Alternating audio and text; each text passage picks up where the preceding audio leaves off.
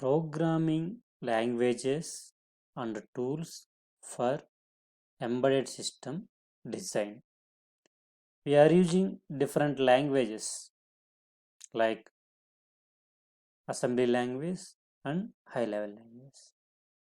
Assembly language means by using instruction set and addressing modes of the particular processor or core component, we can design the applications.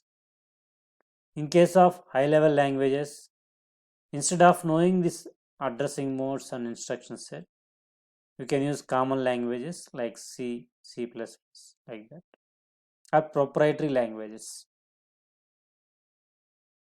So, for designing the embedded system, we are using different programming languages.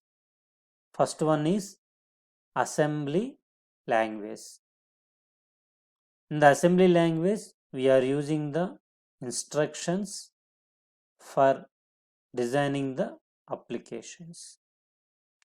Example 8086 microprocessor.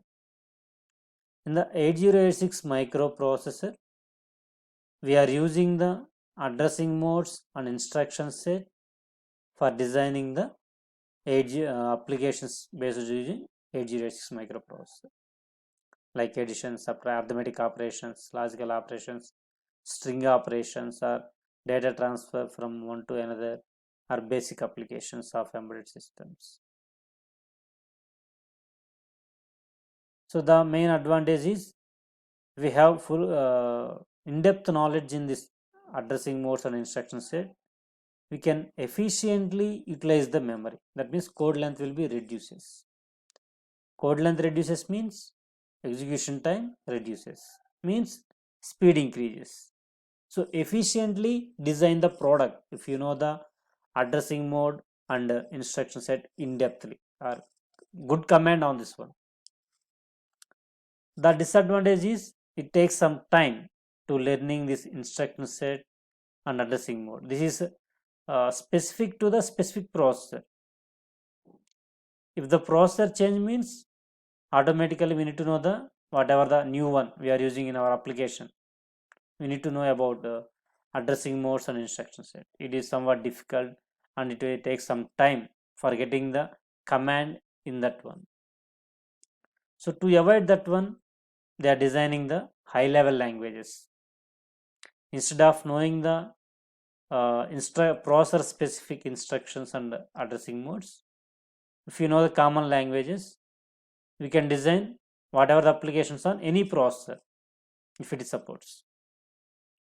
Suppose if you know the C language is the high level language.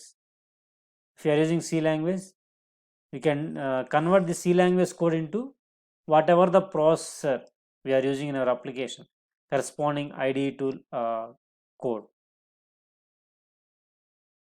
Suppose we are using different IDE tools like Code Composer Studio. In Code Composer Studio, we are using the C language for designing the applications. In case of MATLAB, we are using MScript for designing the applications. And nowadays we are getting the model based designs.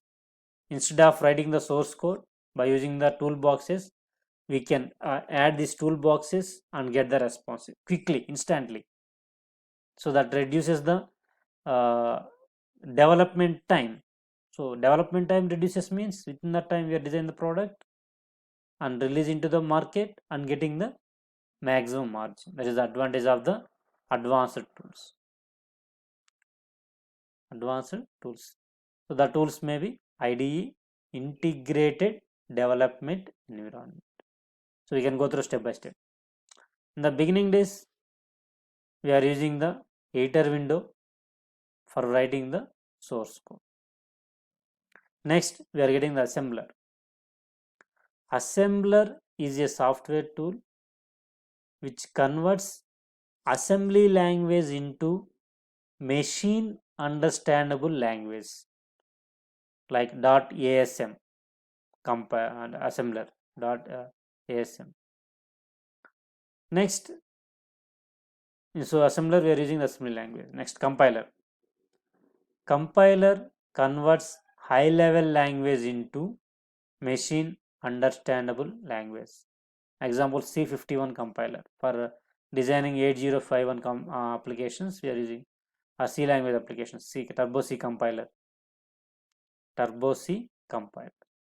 Next, we are getting the simulators. Actually, we are not mentioning simulator. Simulator is a software tool which verify the behavior of the software design. Example, MATLAB.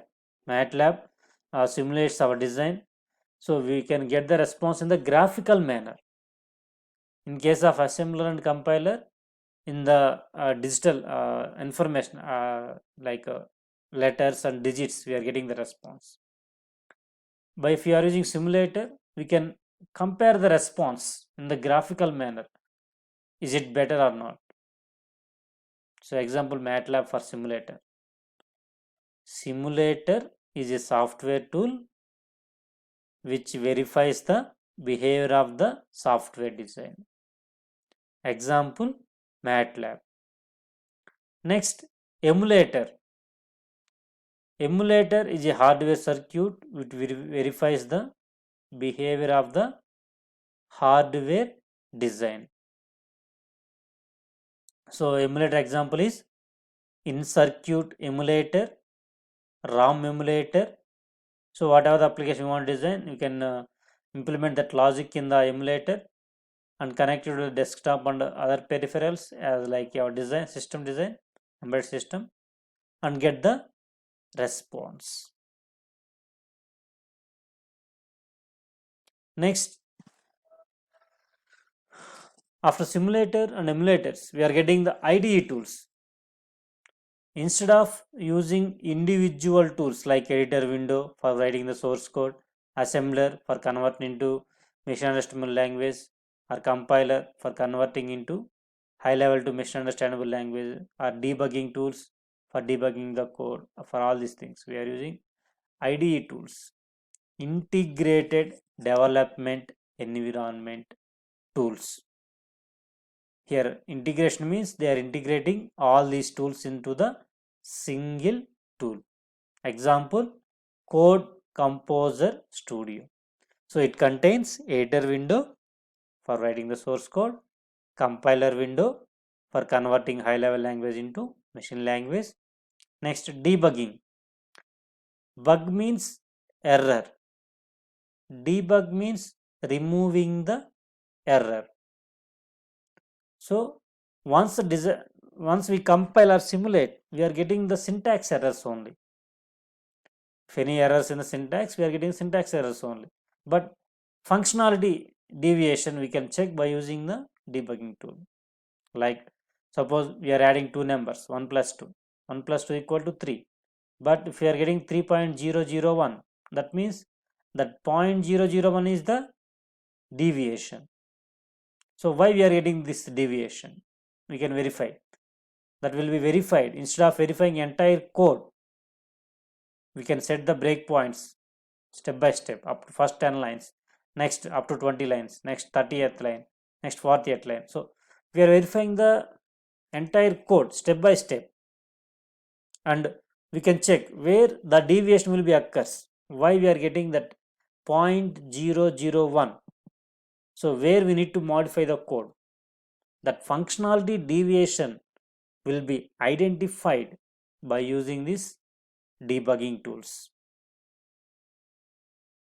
because the code contains 1000 lines or 2000 or something more than that one.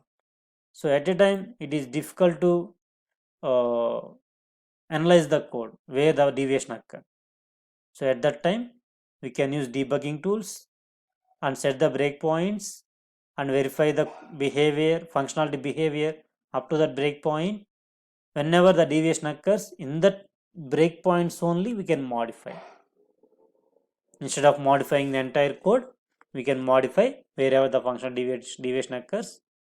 We can modify that one and we can get the desired response. Some examples for debugging tools are background debugging mode.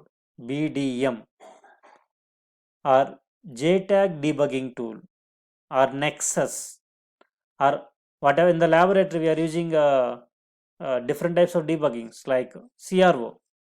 We can use CRO positive probe.